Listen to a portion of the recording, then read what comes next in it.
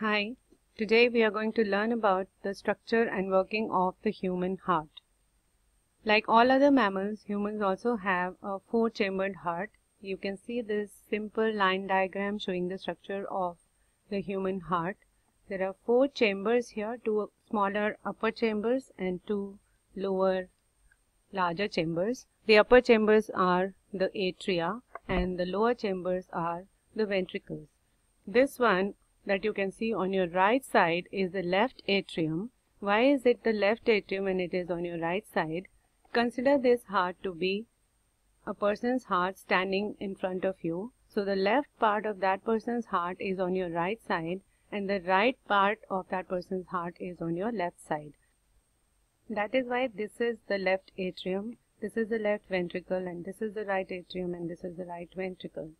The left atrium and the left ventricle are connected to one another by a valve, the left atrioventricular valve, which is a bicuspid valve. Bicuspid because it has got these two leaflet-like structures or the cusps. The bicuspid valve is also known as a mitral valve because it resembles a mitre, which is a bishop's hat. This one between the right atrium and the right ventricle is a tricuspid valve because it has got these three cusps, these three leaflet-like structures. So this is a tricuspid valve.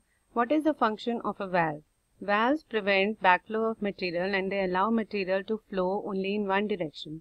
So here also blood can flow from the left atrium to the left ventricle and from the right atrium to the right ventricle, and these valves prevent the backflow of blood from the ventricle into the atria of each side.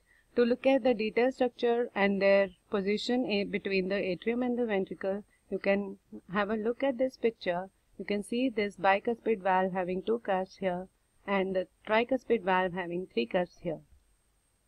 In the ventricle, you can see these raised muscular areas that are connected to these thread-like or cord-like structures.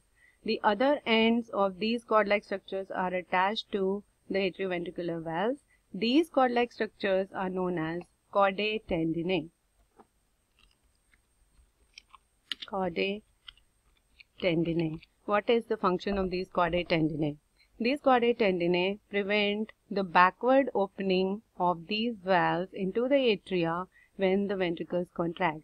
So they help keep these AV valves in their closed position and prevent them from opening into the atria backwards when the ventricles contract. Now, what is the function of these four chambers and how do they work? To understand this, let us again look at this picture. The left atrium and the right atrium are the receiving chambers, that is, they receive blood from the different parts of the body, while the left ventricle and the right ventricle are the distributing chambers, that is, they distribute blood to different parts of the body. I'm sure you all know that heart pumps oxygenated blood to the body and oxygen is picked up by the cells of the body and deoxygenated blood is returned to the heart, and this deoxygenated blood then goes into the lungs for oxygenation. Oxygenated blood comes into the body, it loses its oxygen and deoxygenated blood is returned from the body to the heart via the inferior and the superior venae cavae, which are the major veins of the body collecting blood from the upper regions of the body and the lower regions of the body. The superior vena cava collects deoxygenated blood from the upper regions of the body and inferior vena cava collects deoxygenated blood from the lower regions of the body, and this deoxygenated blood then comes into the right atrium. From the right atrium, this deoxygenated blood goes into the right ventricle. So the right part of the heart contains deoxygenated blood. That is why I am showing this in blue color. And from here, this deoxygenated blood has to go to the lungs for oxygenation.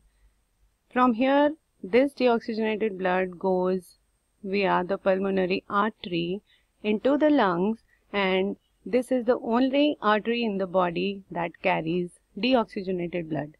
Arteries are blood vessels that carry blood away from the heart and From the heart, most of the arteries carry deoxygenated blood which is distributed to the body tissues, but pulmonary artery takes deoxygenated blood to the lungs where it will be oxygenated.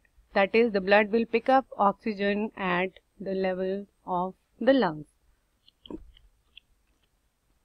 And from the lungs, the oxygenated blood will come back to the heart via the pulmonary veins.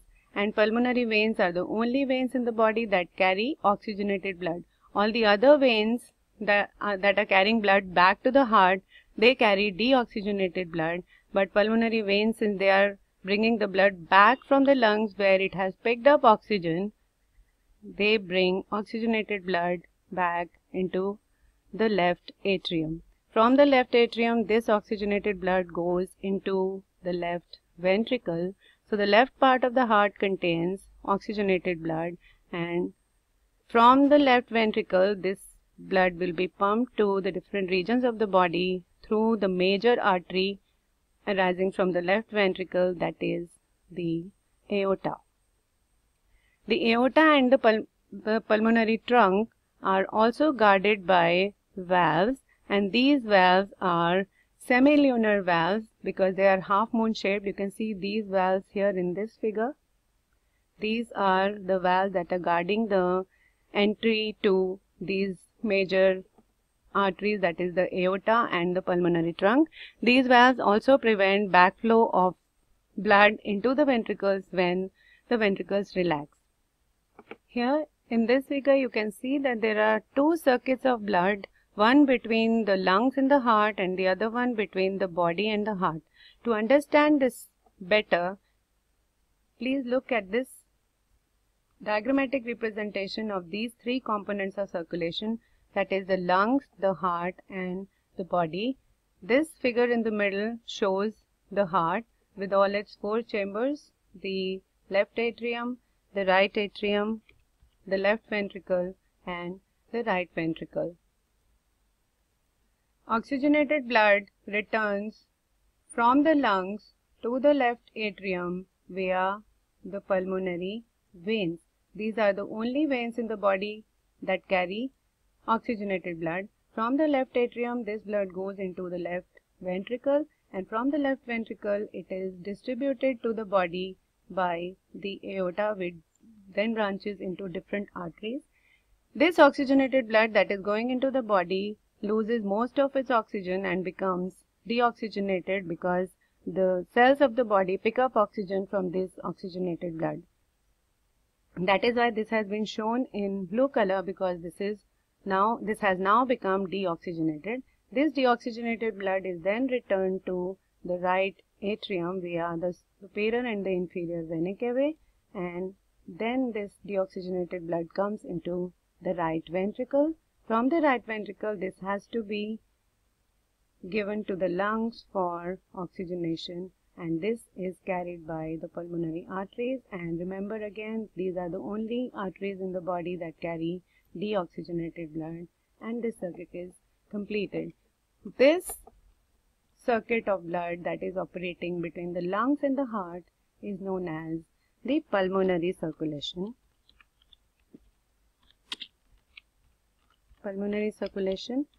And this circuit, which is operating between the heart and the body, is known as the systemic circulation.